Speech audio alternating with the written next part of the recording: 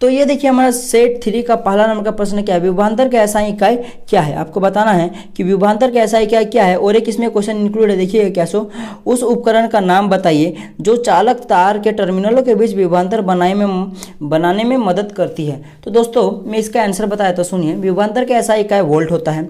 जी हाँ दोस्तों, विभवांतर का एसआई मात्रक वोल्ट होता है। और साथ ही साथ किसी परिपथ में टर्मिनलों के बीच विभवांतर बनाए रखने का कार्य सेल करती है। तो इसका आंसर ये दोनों होगा। अब चलिए हम लोग क्वेश्चन नंबर 2 पर स्विच करते हैं। कैसे सुनेगा, अमीटर का प्रयोग कौन सी भौतिक राशि में की जाती है। आपको बताना है अमीटर का प्रयोग कौन सी भौतिक राशि में की जाती है। तो दोस्तों अमीटर का प्रयोग विद्युत धारा मापने में की जाती है, यानी इसका जो सही आंसर हो जाएगा विद्युत धारा हो जाएगा। इसमें और एक क्वेश्चन इंक्लूड है इस क्वेश्चन में, सुनिए कैसे, इसे विद्युत परिपथ में किस तरह संयोजित किया जाता है। तो दोस्तों मैं बता दूं, ए मीटर को विद्युत परिपथ में श्रेणी क्रम में संयोजित किया जाता है। ये भी इसका भी आंसर हो गया। और एक मैं चीज बताना चाहूंगा कि इस टाइप के प्रश्न का उत्तर आप लोग एक लाइन में दे सकते हो या तो फिर एक वर्ड में दे सकते हो। जैसे कि मैंने एक वर्ड में दिया हुआ है, आप एक लाइन में भी दे सकते हो। जैसे कि इस क्वेश्चन का आंसर देख लीजिए। क्वेश्चन क्या आपका, इसे विद्युत परिपथ में किस तरह संयोजित किया जाता है। तो आप लोग लिख सकते हो, ए मीटर को विद्युत परिपथ में श्रेणी क्रम में संयोजित किया जा सकता है। इसे भी इस आंसर को आप लोग इस तरह बढ़ाकर भी लिख सकते थे। तो आपकी मर्जी, आप जिस तरह लिखिएगा। अब चलिए क्वेश्चन नंबर 3 पर आते हैं। सोल्डर जो एक मिश्र धातु है वह किन किन धातुओं से मिलकर बना है। तो दोस्तों बता दो, सोल्डर सीसा एवं टीन का मिश्रण होता है, यानी सीसा एवं टीन से मिलकर बना होता है। आगे क्या देखिएगा, निम्नलिखित में से कौन से यौगिक समजातीय श्रेणी के यौगिक होंगे। तो दोस्तों इससे पहले वाले वीडियो में मैंने समजातीय श्रेणी पर डिस्कशन किया था, मैं थोड़ा सा आपको बता देता हूँ। समजातीय श्रेणी क्या होता है, ऐसे श्रेणी होता है जिसमें क्या होता है, सुनिएगा, कि एक ही प्रकार का प्रकार्यात्मक समूह जुड़ा हो और उनके कर्मागत क्या बोल सकते हैं उसे, कि उनके कर्मागत समूहों के बीच में क्या होगा कि CH2 का अंतर होगा। मेरा बात समझिएगा क्या कहना चाहता हूँ। जैसे कि आपको मैं एक एग्जांपल देता हूँ। जैसे देखिए CH4 का एग्जांपल देता हूँ और एक C2H6 लिखता हूँ। इनमें देखिएगा, इन्हें कर्मागत देखिए, कर्मागत कहने का मतलब ये है कि आप इसे 1 नंबर की प्रायिकता दीजिए, इसे 2 नंबर की प्रायिकता दीजिए। अब एक के बाद 2 ही आता है, यानी कि ये क्या कर्मागत है, यानी CH4 के बाद C2H6 आएगा। ये चीज़ आपको समझ में आ गया। अब देखिए क्या कहा, सो कर्मागत, ये जो दोनों कर्मागत हैं इनके बीच में क्या होगा, CH2 का अंतर होगा। यानी कि कहने का मतलब सीधा है कि CH4 से जब आप C2H6 में जाइएगा तो इन दोनों के बीच में क्या होगा, CH2 का अंतर होगा। देखिए क्या CH2 का अंतर है, जी हाँ है। अगर इसमें आप CH2 इंक्लूड कर दे, जोड़ दे, तो आपको ये वाला प्राप्त हो जाएगा, यानी कि C2H6 प्राप्त हो जाएगा। तो इस तरह के श्रेणी को हम लोग क्या करेंगे, समजातीय श्रेणी कहेंगे। और चलिए तो देखते क्वेश्चन में समझाते श्रेणी कहाँ पे सो। तो देखिए यहाँ पे क्वेश्चन में आपको यहाँ पे देखने को मिलेगा CH4 और C2H6, ये दोनों ही है ऐसे जो क्या है यहाँ पे समजातीय श्रेणी के उदाहरण है, यानी इसके आंसर क्या हो जाएगा, CH4 और C2H6 हो जाएगा। अब चलिए क्वेश्चन नंबर 5 पर आते हैं। स्त्री और पुरुषों में पाए जाने वाले लिंग गुणसूत्र कौन कौन से हैं। तो मैं बता दूं, स्त्रियों में जो होता है XX पाया जाता है और पुरुषों में XY पाया जाता है। अब चलिए क्वेश्चन नंबर 6 पर आते हैं। पारितंत्र के अजैव घटक का उदाहरण दे। सबसे पहले तो आप लोग ये समझिए कि पारितंत्र क्या होता है। तो दोस्तों एक निश्चित भौगोलिक आकृति में स्थल मंडल, जल मंडल, वायुमंडल, जितने भी मंडल आपको देखने को मिले सभी मिलकर एक पारिस्थितिकी तंत्र का निर्माण करते हैं। अब बात रहा कि पारिस्थितिकी तंत्र के अजैव घटक क्या है सो। तो बता दो दोस्तों, अजैव घटक का मतलब क्या होता है सो, आपके पर्यावरण में जितने भी अजैव चीज, निर्जीव चीज देखने को मिले ना, वो सब क्या होता है, अजैव घटक होते हैं। जैसे कि देखिएगा जल क्या होगा, एक निर्जीव, एक अजैव घटक में आ जाएगा। एक खनिज, ये भी अजैव घटक में आ जाएगा। प्रकाश, ये भी अजैव घटक में आ जाएगा। तापमान, ये भी अजैव घटक में आ जाएगा। इसी तरह आप कई सारे एग्जांपल दे सकते हो अपने से। अब देखिए 7 का प्रश्न क्या है, प्रत्येक पोषक स्तर पर उपलब्ध कार्बनिक पदार्थ का कितना प्रतिशत अगले स्तर पर पहुंचता है। तो दोस्तों यह 10% ही पहुंचता है। अब चलिए क्वेश्चन नंबर 8 पर आते हैं। नीचे दिखाए गए 2 तार, ये नीचे 2 तार आपका बना हुआ है, ये नीचे आपका 2 तार बना हुआ है। और क्या है सुनिए, नीचे दिखाए गए 2 तार PQ में से किसका प्रतिरोध अधिक होगा। यानी कि इस तार का नाम देखिए यहाँ पे P है और इस तार का नाम देखिए यहाँ पे Q है। यानी कि आपको बताना है तार P और तार Q में किसका प्रतिरोध अधिक होगा। तो दोस्तों इससे पहले वाले वीडियो में मैंने डिस्कशन किया था सेट 1 वाले में कि किसी भी तार का प्रतिरोध 3 चीज़ों पर निर्भर करता है। किन किन चीज़ों पर, तार की लंबाई पर। तो चलिए देखते हैं इस तार की लंबाई क्या है सो। देखिए ये जो P तार है इसका लंबाई L है और Q तार का भी लंबाई L है, यानी कि देखा जाए तो दोनों का लंबाई सेम है, यानी कि लंबाई के हिसाब से देखा जाए तो प्रतिरोध सेम है। और देखिए प्रतिरोध और किन चीज़ों पर डिपेंड करता है, और जो प्रतिरोध होता है वो तार की प्रकृति पर डिपेंड करता है। और चूंकि क्वेश्चन में इस तार की कोई प्रकृति के बारे में नहीं कहा गया तो समझ लीजिए दोनों एक ही प्रकृति का है। अगर ये सोना है तो ये भी सोना है, ये चांदी है तो ये भी चांदी, ये समझ लीजिए आप। तो अब प्रकृति की तो बात नहीं करेंगे। अब बात रहा तीसरा नंबर में, वो क्या होता है कि तार के अनुप्रस्थ काट के क्षेत्रफल पे। तो दोस्तों अनुप्रस्थ काट का क्षेत्रफल क्या होता है कि तार की मोटाई, जैसे आप लोगों ने सुना होगा तार 1.5 mm का है, 2 mm का है, जितनी तार की मोटाई होती है ना उसे ही उसका अनुप्रस्थ काट का क्षेत्रफल कहा जाता है। जैसे कि ये वाला जो है ना ये तार की मोटाई है, ये जो चीज़ आपको नजर आ रहा है ये क्या है, ये तार की मोटाई है। तो देखिए ये जो P तार की मोटाई A है और Q तार की मोटाई A/2 है, यानी सीधा सा मतलब है कि जो P तार है यानी कि ये वाला जो तार है ये Q तार से ज़्यादा मोटा है। कितना ज़्यादा मोटा है, इससे डबल है, यानी कि ये आधा है तो ये क्या है, पूरा है। ये चीज़ समझ में आ गई आपको। अब चूंकि आप लोगों ने और एक चीज़ पढ़ा होगा कि प्रतिरोध जो होता है ना वो अनुप्रस्थ काट के क्षेत्रफल के व्युत्क्रमानुपाती होता है। यानी कहने मतलब ये है कि अगर किसी तार का अनुप्रस्थ काट का क्षेत्रफल बढ़ेगा तो उसमें क्या होगा, प्रतिरोध घटेगा, और अगर अनुप्रस्थ काट का क्षेत्रफल घटेगा तो प्रतिरोध बढ़ेगा। ये चीज होता है व्युत्क्रमानुपाती का मतलब। अब चूंकि तार का प्रतिरोध अनुप्रस्थ काट के व्युत्क्रमानुपाती होता है तो सीधा सा कहने का मतलब ये होगा कि इसका जो है अनुप्रस्थ काट का क्षेत्रफल कम है यानी इसका प्रतिरोध ज्यादा होगा, और इसका जो अनुप्रस्थ काट का क्षेत्रफल ज्यादा है यानी कि इसका प्रतिरोध कम होगा। यानी सीधा सा कि क्यू तार का जो प्रतिरोध होगा वो ज्यादा होगा। आप लोग देख सकते हो मैंने आंसर में भी यही चीज लिखा हुआ है, आप लोग रीड कर लीजिए, मैंने सेम यही चीज लिखा हुआ है। अब चलिए क्वेश्चन नंबर 9 पर आते हैं। चुंबक के क्षेत्र की एसआई मात्रक लिखे, आपको चुंबक के क्षेत्र का एसआई मात्रक लिखे ये करना है। इसमें और एक क्वेश्चन इंक्लूड है, क्या सो देखिएगा, जब एक चुंबक की सुई को किसी धारावाही चालक के पास लाया जाता है तो वह विक्षोभित हो जाता है, क्यों? ये दो चीज आपको बताना है। तो दोस्तों सबसे पहले चुंबक के क्षेत्र का जो एसआई मात्रक होता है वो न्यूटन पर एम्पियर मीटर होता है। क्या होता है? न्यूटन पर एम्पियर मीटर होता है। इसके दो और भी अलग अलग नाम है, क्या सो सुनिएगा, टेस्ला भी इसको बोलते हैं और इसको गेज भी बोला जाता है। ये चीज समझ में आ गया। अब चलिए अब हम लोग दूसरे क्वेश्चन पर आते हैं। जो दूसरा क्वेश्चन क्या था देखिए, जब एक चुंबक की सुई को यानी कि जब कोई चुंबक की सुई को आप धारावाही परिपथ के सामने ले जाते हो तो वो आखिर सुई विक्षेपित क्यों हो जाती है, आपको ये चीज बताना है। तो चलिए इसका भी आंसर देखते हैं। देखिए मैंने इसका क्या आंसर लिखा हुआ है, क्योंकि धारावाही चालक तार पर धारा प्रवाहित करने से यह अपने चारों ओर एक चुंबकीय क्षेत्र बनाती है। चूंकि आप लोग को पता है कि जब धारावाही चालक में जब धारा प्रवाहित होती है तो वो अपने चारों ओर एक चुंबकीय क्षेत्र बनाती है। आगे क्या सो देखिए, और जब इस सुई इस चुंबकीय क्षेत्र के सामने चुंबकीय सुई को रखा जाता है तो धारावाही चालक द्वारा उत्पन्न चुंबकीय क्षेत्र चुंबकीय सुई पर बल लगाती है और सुई विक्षोभित हो जाती है। यानी कहने का सीधा सा फंडा है, जब आप कोई धारा मतलब कोई तार है आपके पास या फिर धारावाही चालक है, उस पर जब आप करंट फॉलो करते हो तो उसके चारों ओर एक मैग्नेटिक फील्ड बनता है, एक क्या बनता है, चुंबकीय क्षेत्र बनता है। और जब उस चुंबकीय क्षेत्र के सामने जब आप चुंबक की सुई को लेकर जाते हो तो जो वो चुंबकीय क्षेत्र बना उस तार के द्वारा यानी उस धारावाही चालक के द्वारा वो क्या करता है, उस चुंबक की सुई को अपने से दूर फेंकता है, विक्षेपित करता है। और इसी कारण से क्या होता है कि जब आप धारावाही चालक के सामने जब कोई चुंबक की सुई को लेकर जाते हो तो वो क्या होता है, विक्षेपित होता है। ये चीज आपको समझ में आ गया। अब चलिए हम लोग क्वेश्चन नंबर 10 पर आते हैं, 10 के ए पर आते हैं। तो जो क्वेश्चन नंबर हमारा 10 का जो ए है वो कैसे सुनिएगा, प्लेटिनम सोना एवं चांदी का उपयोग आभूषण बनाने के लिए क्यों किया जाता है। तो दोस्तों इनके क्यों किया जाता है, सो देखिए निम्नलिखित कारणों से किया जाता है। इनके मैंने कुछ कारण लिखा हुआ है, देखिए क्या क्या कारण है। सो सबसे पहला जो कारण है वो क्या है, इन्हें आभूषण के लिए विभिन्न आकृतियों में आसानी से ढाला जा सकता है। बात सही है, जो सोना चांदी प्लेटिनम होता है इन्हें आराम से हम लोग कोई ढांचा का रूप दे सकते हैं, कोई मतलब इसमें आराम से हम लोग कढ़ाई कर सकते हैं, इसीलिए यह मनमोहक लगता है आभूषण बनाने पर, क्योंकि इसमें आसानी से आप मतलब आपके हिसाब से जिस तरह डिजाइन बनाना चाहो उस टाइप के डिजाइन बना सकते हो, इसलिए आभूषण में करते हैं। दूसरा पॉइंट क्या लिखा देखिएगा, ये अच्छे दिखते हैं, लंबे समय तक इनकी चमक बनी रहती है। यहाँ पे थोड़ा सा लिखने में मिस्टेक हुआ है, देखिए क्या सो यहाँ पे क्या होगा, इनकी चमक लंबे समय, ये डबल बार लिखा गया तो इसे आपको गौर नहीं करना है। आप पढ़िए, ये अच्छे दिखते हैं, लंबे समय तक इनकी चमक बनी रहती है, लंबे समय तक इनकी चमक बनी रहती है, क्योंकि देखिए यहाँ पे क्या लिखा हुआ है, क्योंकि ये जल्दी से संचारित नहीं होते। अब आप लोगों ने पढ़ा होगा कि सोना चांदी प्लेटिनम जो होता है ना ये बहुत ही कम संचारित होते हैं, क्योंकि ये आसपास के इन्वायरमेंट से बहुत ही कम रिएक्शन करते हैं, इसी कारण से क्या होता है वो बहुत ही कम संचारित होते हैं। और क्या होता है, इसीलिए इनका जो चमक होता है वो बहुत ही दिनों तक बना रहता है। अब भाई चमक बना रहता है, इसीलिए हम लोग क्या करते हैं, उसे आभूषण के रूप में उपयोग करते हैं।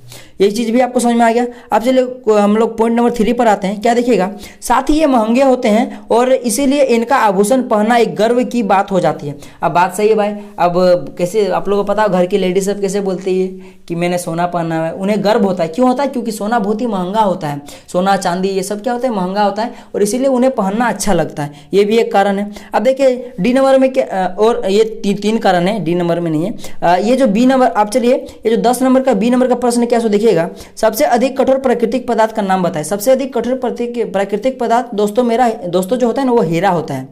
क्या होता है? हीरा होता है। यानी सबसे अधिक कठोर पदार्थ क्या हो जाएगा? हीरा हो जाएगा प्रकृति में। अब चलिए क्वेश्चन नंबर 11 पर आते हैं। निम्नलिखित यौगिक के संरचना सूत्र बनाएं। तो देखिए सबसे पहले मेथेनॉल लिखा है, मेथेनॉल का संरचना सूत्र बनाना है। तो देखिए ये क्या हुआ, इसका क्या होता है, सूत्र होता है। देखिए यहाँ पे संरचना मैंने बनाया हुआ है। यहाँ पे देखिए बी नंबर में जो आपका फॉर्मल्डिहाइड, तो फॉर्मल्डिहाइड का मैंने सूत्र यहाँ पे लिख दिया है। और देखिए इसका स्ट्रक्चर यानी कि बनावट मैंने यहाँ पे छाप दिया है।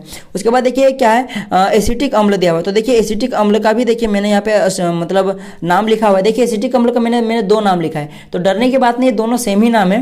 यहाँ पे क्या C2H4O2 है, और यहाँ पे भी देखिए CH3COOH। आप गिन के देख लीजिए जितने भी यहाँ पे आपको देखने को मिलेगा। जैसे देखिए कार्बन यहाँ पे 2 देखने को मिलेगा, यहाँ भी कार्बन 2 देखने को मिलेगा। तो इस तरह के हिसाब से दोनों में सेम ही है, तो उससे आपको डरने वाली बात नहीं, बस नाम अलग है और कुछ नहीं है। और यहाँ पे देखिए मैंने इसका संरचना छाप दिया है, इस संरचना को बना दिया है। तो एसिटिक अम्ल का हो गया, यानी कि ये आपका 11 नंबर क्वेश्चन हो चुका है। आप देखिए 12 नंबर प्रश्न पर आते हैं। देखिए 12 नंबर प्रश्न क्या है, सो क्या होगा यदि हम एक कोशीय स्तर के सभी जीवों को समाप्त कर दें। तो आपको बताना है कि क्या होगा यदि जैसे अलग अलग पोषी स्तर होता है, जैसे प्राथमिक पोषी स्तर, द्वितीयक तृतीयक पोषी स्तर, उसके बाद फिर सर्वोच्च पोषी स्तर, इस तरह करके आते रहता है ना। तो अगर मान लीजिए आप द्वितीय पोषी स्तर को पूरी तरह से खल्लास कर दे, खत्म कर दे, तो उस पोषी स्तर पर क्या प्रभाव पड़ेगा, इस पर्यावरण पर क्या प्रभाव पड़ेगा, आपकी इस पारिस्थितिकी तंत्र पर क्या प्रभाव पड़ेगा, ये आपको बताना है। तो चलिए देखते हैं क्या प्रभाव पड़ेगा। सो आंसर पढ़ते हैं, समझ में आ जाएगा। किसी आहार श्रृंखला के एक कोशीय स्तर के सभी जीव को समाप्त कर देने पर पारिस्थितिकी संतुलन बिगड़ जाएगा। बात तो सही भाई। अब देखिए आगे क्या है, सो आहार श्रृंखला के प्रत्येक पोषीय स्तर एक दूसरे से आहार संबंध से जुड़े होते हैं, ये भी सही बात है। आगे क्या देखिएगा, अतः एक पोषीय स्तर के सभी जीवों को समाप्त कर देने से आहार श्रृंखला का क्रम टूट जाएगा, जिससे खाद्य श्रृंखला में ऊर्जा का प्रभाव रुक जाएगा, पर्यावरण समस्या उत्पन्न हो जाएगी। अब चलिए मैं इसको समझा देता हूँ क्या होता है। सो सबसे पहले आप लोग को आहार श्रृंखला के बारे में जानना पड़ेगा। तो इससे पहले वाले वीडियो मैंने बता दिया था आहार श्रृंखला के बारे में, तो मैं थोड़ा सा बता देता हूँ। देखिए जैसे कि ये पेड़ है, पेड़ को कौन खाता है, मान लीजिए एक हिरन है, ये क्या करता है, पेड़ को खाता है। यहाँ पे मान लीजिए एक बाघ है, ये बाघ क्या करता है, हिरन को खाता है। तो और इसी तरह करके ये चलता रहता है, इसी तरह करके चलता रहता है, इसी कहा जाता है आहार श्रृंखला कहा जाता है। ठीक, अब बात रहा कि यहाँ पे जो आपको देखने को मिला, ये जो पेड़ देखने को मिला था, ये जो हिरन देखने को मिला था, ये जो बाघ देखने को मिला था, ये सब क्या एक एक पोषीय स्तर, यानी कि जो ये पेड़ पौधा, ये प्रथम पोषीय स्तर, ये द्वितीय, ये तृतीय पोषीय स्तर है। अगर इनमें से कोई एक को खत्म कर दिया जाए, मान लीजिए इस हिरन वाले को मैंने पूरा जितना भी ये जो सेकंड नंबर में आता है, यानी कि सेकंड द्वितीय पोषीय स्तर में जितने भी आते हैं सबको हटा दिया, यानी सबको मार दिया, तो फिर क्या होगा सुनिएगा, ये तो मर गया बेचारा, यानी कि ये तो पूरा खल्लास हो गया। अब बचा बाघ क्या खाता है, बाघ तो इन लोग को ही खाता है ना। अब जबकि इन लोग बचा ही नहीं, तो बाघ क्या खाएगा, भूखा मर जाएगा। अब बाघ तो भाई घास फूस तो नहीं खाएगा ना, ये तो मांसाहारी जीव है, यानी कि इनको खाएगा कैसे, ये बचेंगे ही नहीं, यानी कि ये मर जाएगा। अब ये मर जाएगा, यानी कि सीधा सा बात है कि इससे क्या पता चला आपको कि ये जो खाद्य श्रृंखला होता है वो आपस में क्या होते हैं, इंक्लूड होते हैं, जुड़े हुए होते हैं। जैसे कि पेड़ पौधा होता है, पेड़ पौधा कौन खाता है, हिरन खाता है, हिरन को कौन खाता है, बाघ खाता है। यानी कि क्या समझ में आया आपको कि ये आपस में जुड़े हुए हैं, कि अगर ये मर गया तो बेचारा ये चला जाएगा, अगर ये मर गया तो ये चला जाएगा, यानी आपस में जुड़े हुए, कि इन लोग आपस में जुड़े हुए, क्योंकि एक के बदौलत दूसरा जिंदा है, कहने का मतलब यही है। तो जब अगर किसी एक को आप मार दीजिएगा तो जाहिर सी बात है उसके पीछे वाले सभी लोग मर जाएंगे, उसके पीछे वाले मरेंगे तो जो उसके आगे आएगा वो भी मर जाएगा। तो इसी तरह से क्या होगा, पर्यावरण संतुलन भी बिगड़ जाएगा और हमारी पृथ्वी नष्ट हो जाएगी। तो आपको समझ में आ गया कि इसका आंसर क्या होगा 12 नंबर का। सो अब देखिए 13 नंबर के प्रश्न में क्या है, सो आप कचरा प्रबंधन की समस्या कम करने में क्या योगदान दे सकते हैं, किन्हीं 2 तरीकों का वर्णन कीजिए। ये सब आप अपने से लिख सकते हो, पर मैंने फिर भी बहुत सारे रीजन लिख दिए, आपको इनमें से कोई 2 उठा लेना है या फिर आप अपने से भी लिख सकते हो। देखिए क्या क्या, सो हम निम्नलिखित तरीके का उपयोग करेंगे, क्या क्या। सो देखिए पहला नंबर हम लोग क्या करेंगे, पहला नंबर में अजय निम्नीकरण या अवशिष्ट पदार्थ का पुनः चक्रण के बाद पुनः उपयोग करेंगे। कहने मतलब ये जैसे अजैव न्यूनीकरणीय पदार्थ अब क्या होता है सुनिएगा। ऐसे पदार्थ जो सड़ते गलते नहीं है, जो सूक्ष्मजीव होते हैं उन्हें सड़ा गला नहीं पाते, जैसे प्लास्टिक हो गया, कांच हो गया, इनका क्या करेंगे पुनः उपयोग करेंगे हम लोग। इसे रिसाइकलिंग करके फिर से हम लोग बोतल को प्योरीफाई करके फिर से बोतल बना के यूज कर सकते हैं हम लोग को। उससे क्या होगा कि आप जिस प्लास्टिक का उपयोग करके दूसरा बोतल जब बनाइएगा ना, तो उस प्लास्टिक का तो जितना प्लास्टिक उसको नया बोतल बनाने के लिए चाहिए होगा वो प्लास्टिक का तो बचत होगा ना, क्योंकि पुराना प्लास्टिक से ही न्यू प्लास्टिक बना। तो उसी तरह से हम लोग क्या कर सकते हैं, पर्यावरण का संरक्षण कर सकते हैं पुनः उपयोग करके। अब देखिए दूसरा में क्या है सो, अजैव न्यूनीकरणीय पदार्थ का कम से कम उपयोग। बात सही है भाई, अजैव न्यूनीकरणीय पदार्थ का कम से कम उपयोग करेंगे। जैसे कि हम लोग दुकान जाते हैं, 5 किलो आटा लेते हैं, आलू लेते हैं 5 किलो, समझ लीजिए आटा तो नहीं, 5 किलो आलू लेते हैं। तो आलू को क्या करते हैं हम लोग, प्लास्टिक में ले लेते हो। एक काम कीजिए, थैला लेके जाइए कपड़ा वाला, उसी में आलू ले लीजिए, इससे भी बचेगा। इस तरह करके आप लोग कम कर सकते हो उपयोग। तीसरा नंबर में देखिए क्या है, अजैव एवं जैव न्यूनीकरणीय पदार्थ को अलग अलग कूड़ेदान में डालना।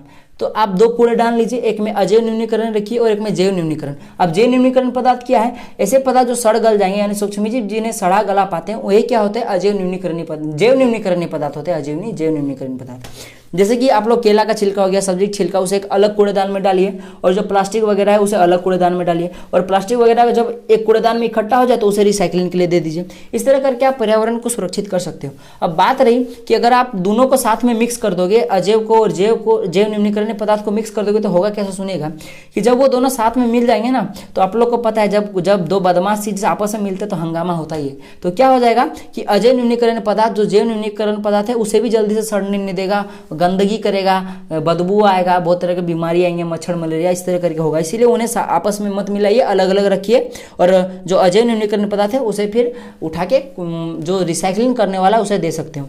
ये जो चौथा नंबर का पॉइंट है ये इंपॉर्टेंट ही नहीं, यही सबसे बड़ा रीजन है ही। तो आपको क्या करना है चौथा नंबर का पॉइंट में, जनसंख्या को नियंत्रण करना है। क्या करना है, जनसंख्या को नियंत्रण करना है कि आपका जो बेटा बेटी होगा वो 2 ही होना चाहिए, चाहे 2 लड़की हो, चाहे दो लड़का हो, चाहे 1 लड़का हो, चाहे 1 लड़की हो, 2 ही होना चाहिए। अब चलिए 5 नंबर में आते हैं, घरेलू कचड़ों एवं अन्य अपघटनशील पदार्थों से कंपोस्ट बना सकते हैं। जी हाँ दोस्तों, घरेलू कचरे से हम लोग कंपोस्ट बना सकते हैं।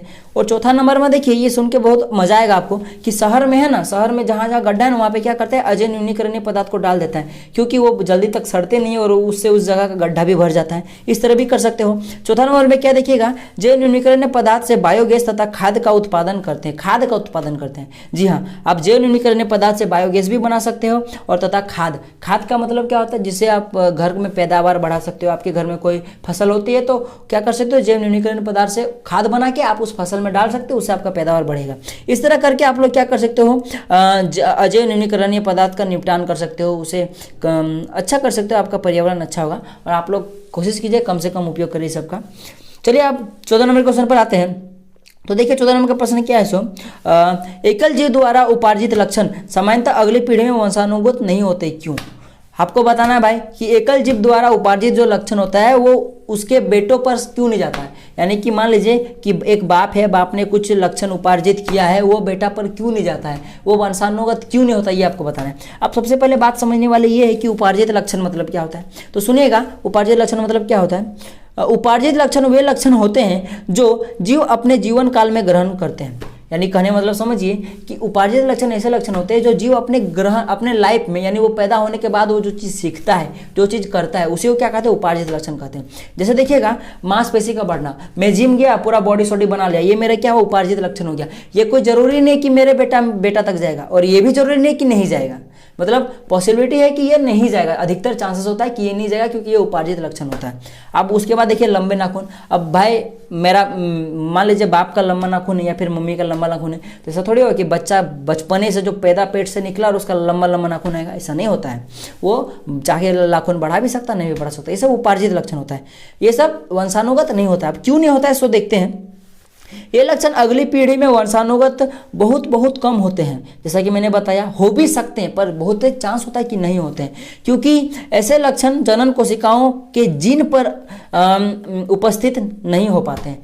तो सुनिएगा दोस्तों, जो वंशानुगत लक्षण जो होता है ना, वो कहाँ से आता है, यानी बाप से बेटा में कहाँ से आता है। तो बाप का जो जनन कोशिका होता है उसके अंदर उसके जो जीन होता है ना, उस जीन में जो गुण बाप का रहता है, यानी कि जो बाप का जो जनन कोशिका होता है उसमें जो जीन होता है, उस जीन में जितना भी बाप का लक्षण, जितना भी गुण आएगा ना, वही गुण बेटा में स्थानांतरित होता है और वही गुण वंशानुगत लक्षण होता है। लेकिन जैसे जो लक्षण आप अपने जीवन काल में उपार्जित करते हो ना, उपार्जित जो लक्षण होता है वो आपके जीन पर, यानी बाप मतलब मान लीजिए बाप पूरा बॉडी बिल्डर है, लेकिन वो जो बॉडी बिल्डर का वो जो लक्षण है ना, वो बाप के जीन पर कोई प्रभाव नहीं डाल पाता है। इसलिए बेटा कोई जरूरी नहीं कि वो बॉडी बिल्डर होगा, वो सूखा भी हो सकता है। तो अब हमारे पास क्वेश्चन नंबर 15 है, जो कि बहुत ही इंपॉर्टेंट क्वेश्चन है एग्जाम के बेसिस पे। ये लगभग हर ही साल पूछा जाता है और 5 नंबर का क्वेश्चन रहता है। तो देखिए ये क्वेश्चन क्या है, सो ओम का नियम लिखें। आपको ओम का नियम लिखना है, इसका सत्यापन कीजिए, साथ ही इसका सत्यापन भी करना है। तो चलिए एक एक करके सारे को मतलब ओम के नियम को लिखते हैं, फिर सत्यापन करते हैं। तो देखिए ओम का नियम क्या होता है, सो नियत ताप पर किसी चालक के सिरों के बीच का विभवांतर उसमें प्रवाहित विद्युत धारा के समानुपाती होता है।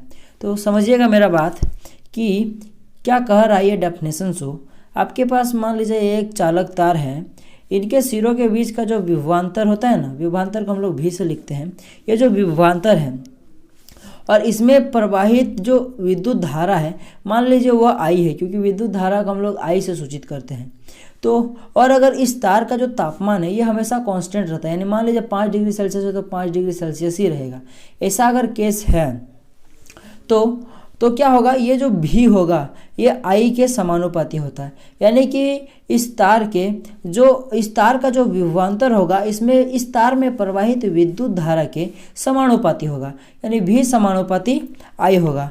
यही चीज कह रहा है। अब देखिए आगे क्या है, सो आगे देखिए यहाँ पे क्या लिखा हुआ है, गौर करके देखिए आप लोग, भी समानुपाती आई लिखा हुआ है, यानी भी समानुपाती आई। इसका मतलब क्या होता है कि भी जब इंक्रीज करेगा ना तो आई भी इंक्रीज करेगा, भी जब डिक्रीज करेगा तब आई भी डिक्रीज करेगा। समानुपाती का मीनिंग्स यही होता है।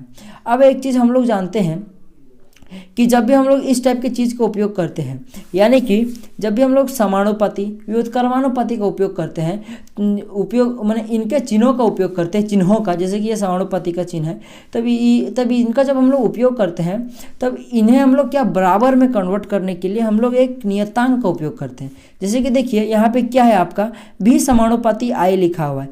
क्या है, भी समानुपाती आई लिखा हुआ है, लेकिन नीचे तो हमें भी बराबर आई आर लिखा हुआ है। तो यहाँ पे समानुपाती का चिन्ह था, यहाँ पे बराबर का चिन्ह था, तो समानुपाती से बराबर में चेंज करने के लिए एक नियतांक का उपयोग करते हैं, जिससे वो नियतांक कुछ भी हो सकता है, वो हर जगह पे अलग अलग नियतांक होता है। जैसे कि यहाँ ओम के नियम के लिए जो नियतांक यूज किया गया है वो आर का यूज किया गया है, यानी उस समानुपाती के चिन्ह को बराबर में कन्वर्ट करने के लिए हम लोग आर का उपयोग किए हैं। अब बात रही आर क्या है, आर नियतांक है, कॉन्स्टेंट है, यानी इसका मान सेम होता है।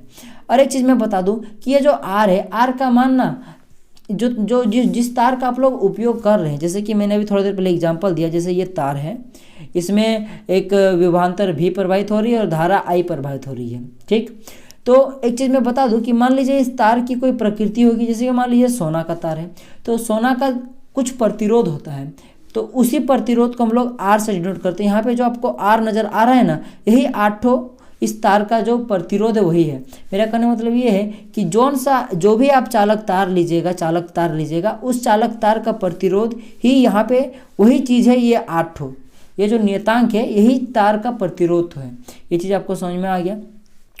अब चलिए और एक चीज़ मैं बता दूं, जैसे आप लोग अगर सोना का तार लीजिएगा तो उसका जो आपका प्रतिरोध होगा वो कांस्टेंट होगा, सोना का प्रतिरोध कांस्टेंट होता है। एल्यूमिनियम लीजिएगा तो उसका भी प्रतिरोध कांस्टेंट होगा, एल्यूमिनियम लीजिएगा तो उसका भी प्रतिरोध आपका कांस्टेंट होगा। अब बात रही ओम के नियम के सत्यापन की, तो अब हम लोग ओम के नियम का क्या करेंगे, सत्यापन करेंगे। तो ओम के नियम का सत्यापन करने के लिए सबसे पहले तो आपको यह फिगर को गौर से देखना पड़ेगा।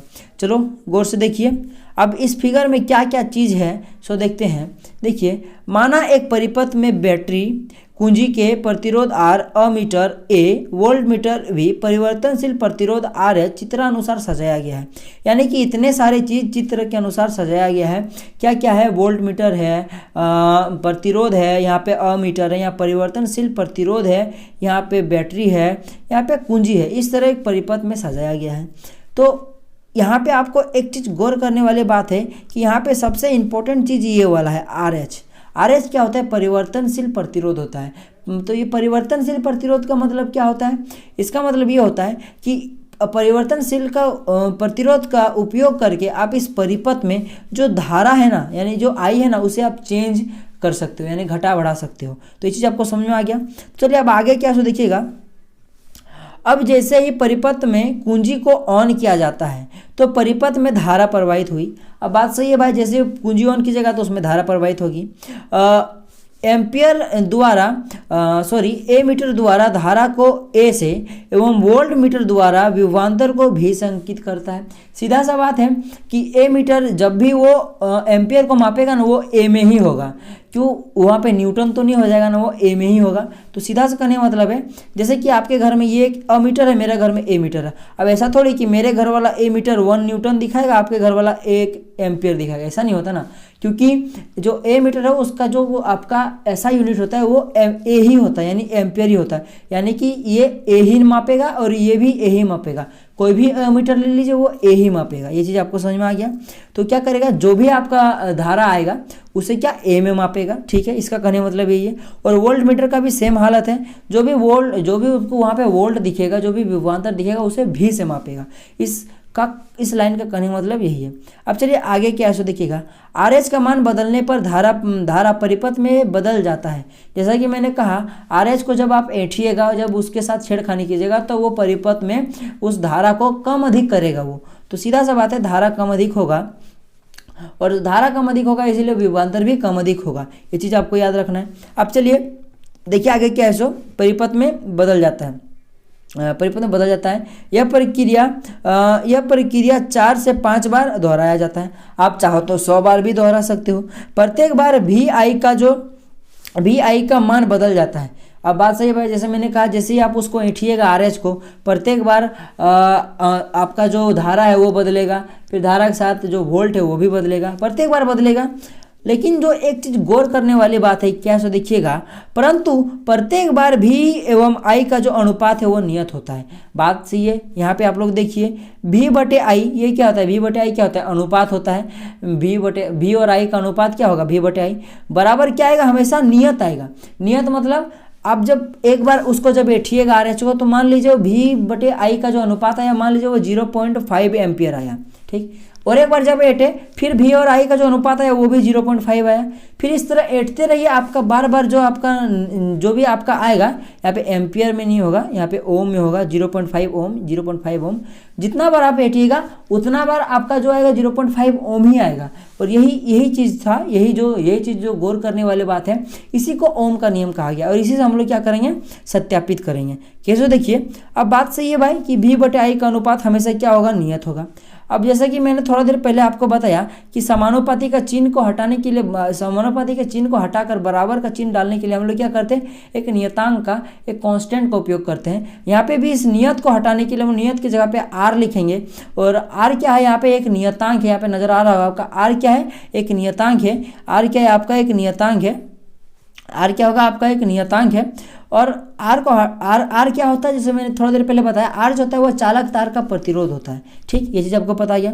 यानी कि आपको टोटली ऑल ओवर देखा जाए तो क्या मिला, V/I इक्वल टू R मिला। अब जब इसको हेर फेर कीजिएगा तो V इक्वल टू IR मिलेगा। और यही जो होता है मेरे दोस्तों, ओम का नियम होता है। आप लोग ऊपर में जाके देख सकते हो, देखिए यहीं पे भी आपको मिला होगा V बराबर IR। यही तो था ना ओम का नियम।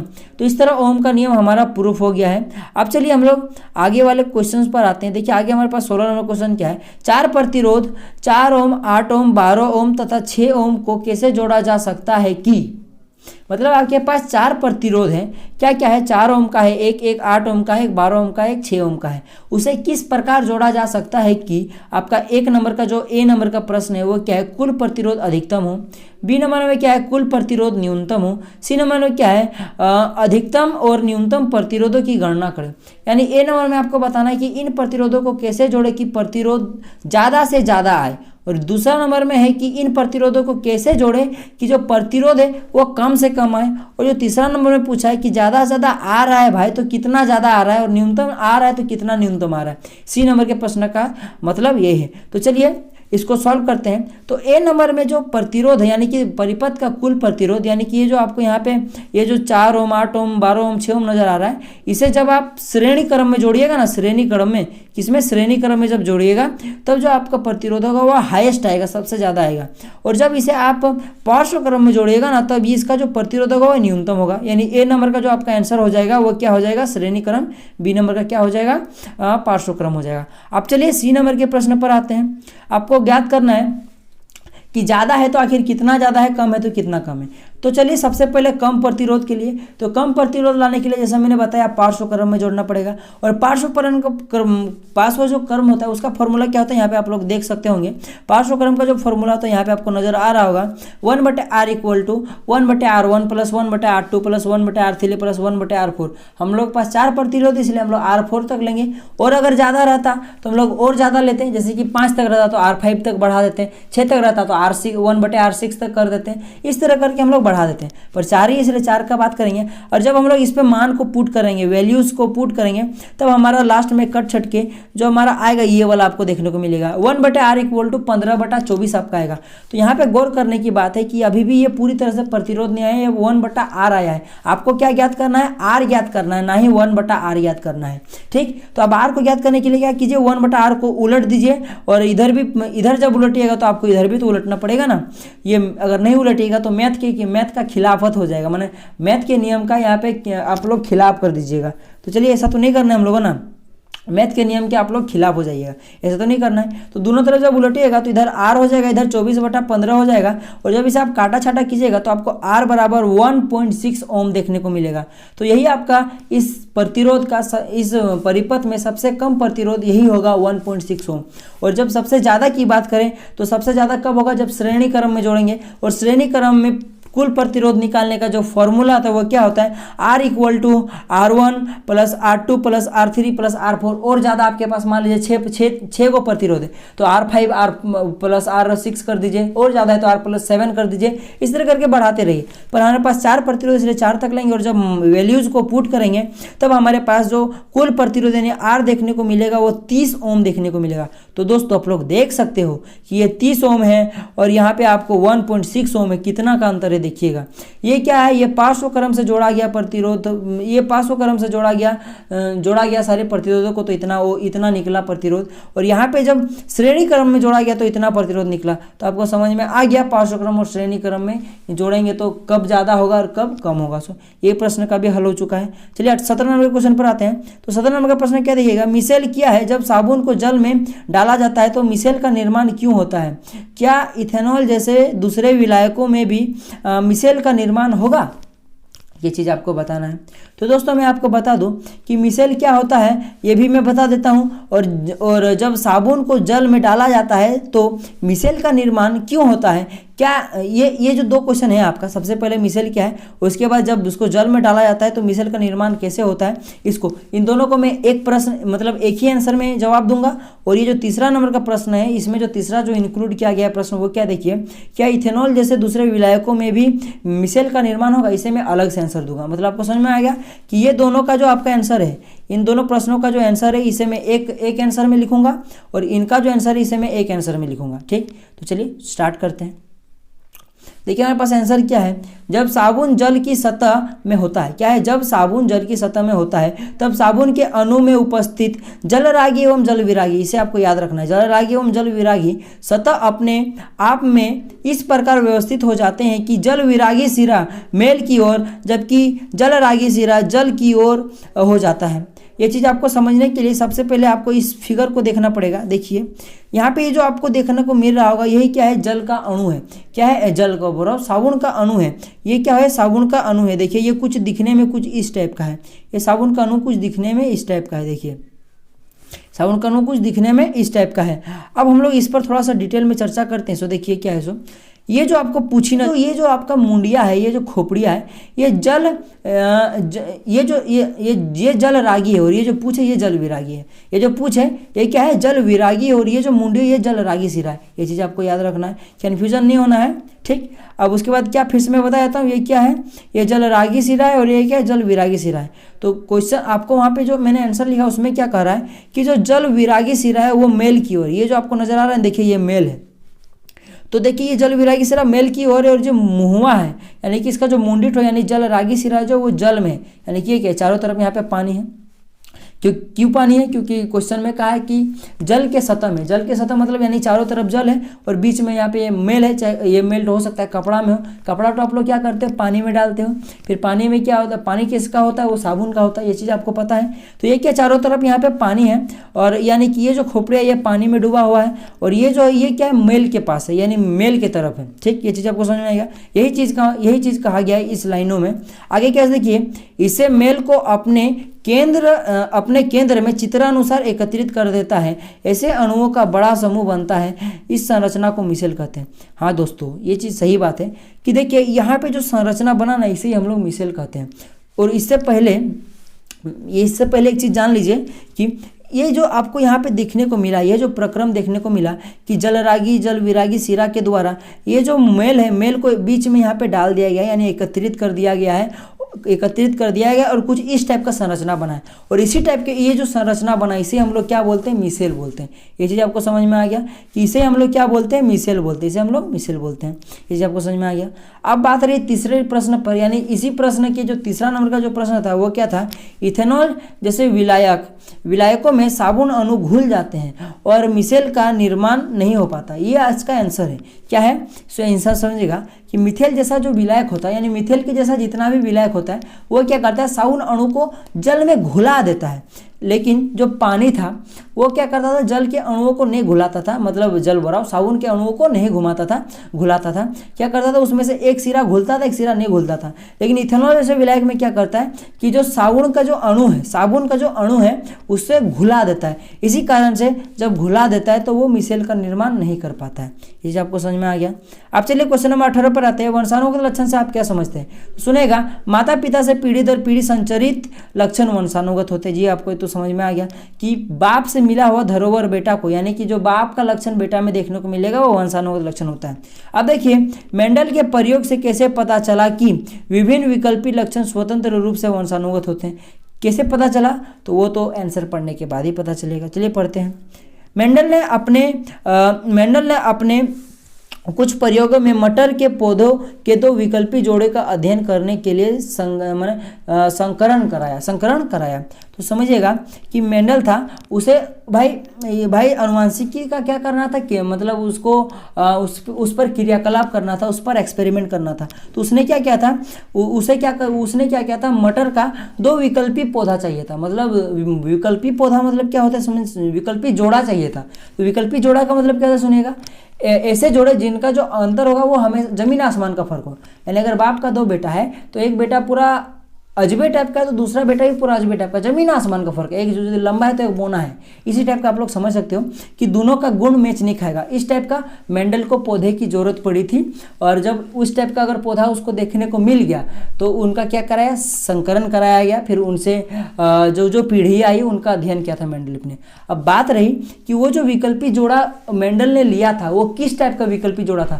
भाई मटर का तो विकल्पी जोड़ा था, पर मटर के पौधे का किस टाइप का विकल्पी जोड़ा था, तो देखते किस टाइप का था। इसके लिए उन्होंने गोल बीज वाले लंबे पौधे एवं झुर्रीदार बीज वाले बोने पौधे के बीच संकरण कराया। जी हाँ दोस्तों, यानी वो जो दो विकल्पी जोड़ा था वो क्या था, गोल बीज वाला एक लंबा पौधा था मटर का और एक झुर्रीदार बीज वाला बोना पौधा था मटर का।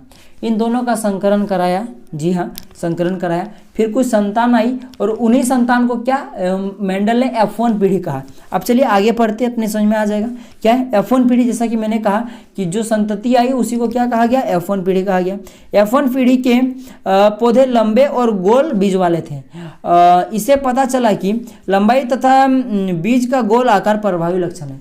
जी हाँ दोस्तों, इसका कहने का मतलब ये है कि जो F1 पीढ़ी मिला उसमें से सभी पौधे जो गोल बीज वाले थे और क्या थे, गोल बीज वाले थे और लंबे पौधे थे। जैसे कि समझिएगा कि ये मान लीजिए कि ये आपका गोल बीज का एक लंबा पौधा है, ठीक, ये गोल बीज का एक लंबा पौधा है, और ये आपका एक झुर्रीदार बीज का एक बोना पौधा है, ठीक। इनका संकरण कराया गया, फिर जो संतति उत्पन्न हुई उसका जो लक्षण देखने को मिला, मान लीजिए एक संतति उत्पन्न हुई, ये संतति उत्पन्न हुई, यहाँ पे कई सारे संतति उत्पन्न हुए, तो ये जो जहाँ पे ये भी जो संतान यहाँ पे जो उत्पन्न हुई, ये सारे क्या थे, इसके लक्षण पर डिपेंड थे, इसके लक्षण पर डिपेंड थे।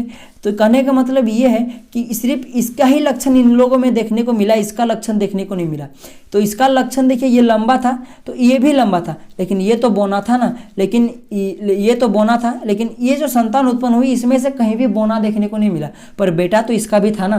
मेरा कहने का मतलब ये है कि अगर ये बाप है और ये मम्मी है और जो बच्चा पैदा हुआ वो सिर्फ बाप के गुण का है, तो ऐसा तो बात नहीं है कि उसमें मम्मी का कोई भागीदार नहीं है, माँ भी तो है ना, बिना माँ के वो बच्चा कैसे आया।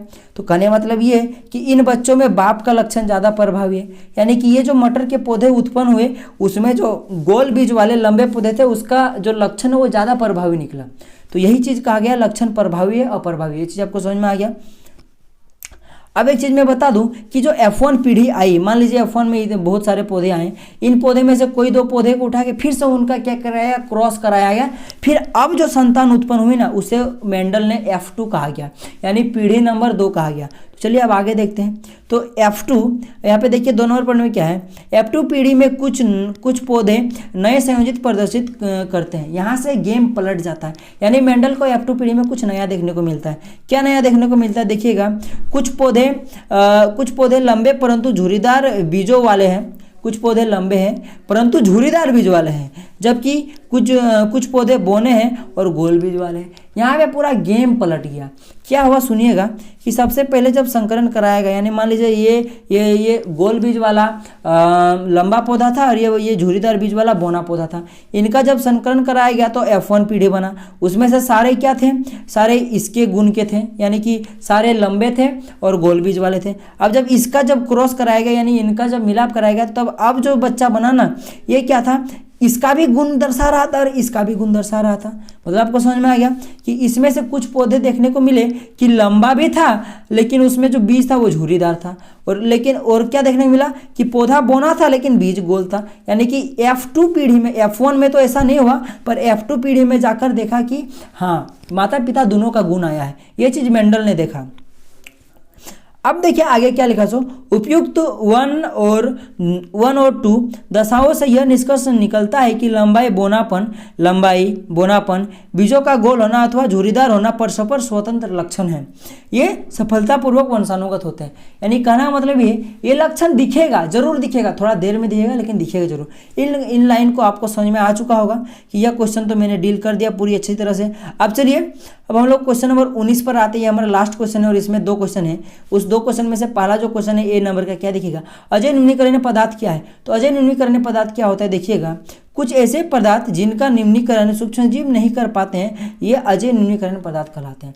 सीधा सा समझिए, ऐसे पदार्थ जो सूक्ष्मजीव नहीं गला पाते हैं वो क्या होता है, गला सड़ा गला खत्म नहीं कर पाते हैं, वही क्या होता है, अजय निम्नीकरण पदार्थ होता है। जैसे कि आप कहीं पे पत्ती उत्ती गिरे हुए देखे हो तो वो क्या कहता है, उसे सूक्ष्मजीव क्या करता है, उसे सड़ा देता है, गला देता है। लेकिन कहीं पे प्लास्टिक गिरा हुआ रहता है, कहीं कांच गिरा होता है तो कैसा नजर आता है, नहीं आता है ना।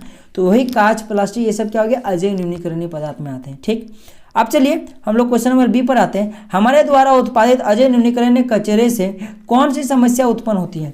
अब अभी जो मैंने अजय निम्नीकरणीय का बात किया उसी से उसका हम लोग उपयोग करते हैं, हम लोगों ने उत्पादन किया, तो इससे पर्यावरण को आखिर हानि हो रहा है तो किस तरह से हानि हो रहा है, तो चलिए देखते हैं।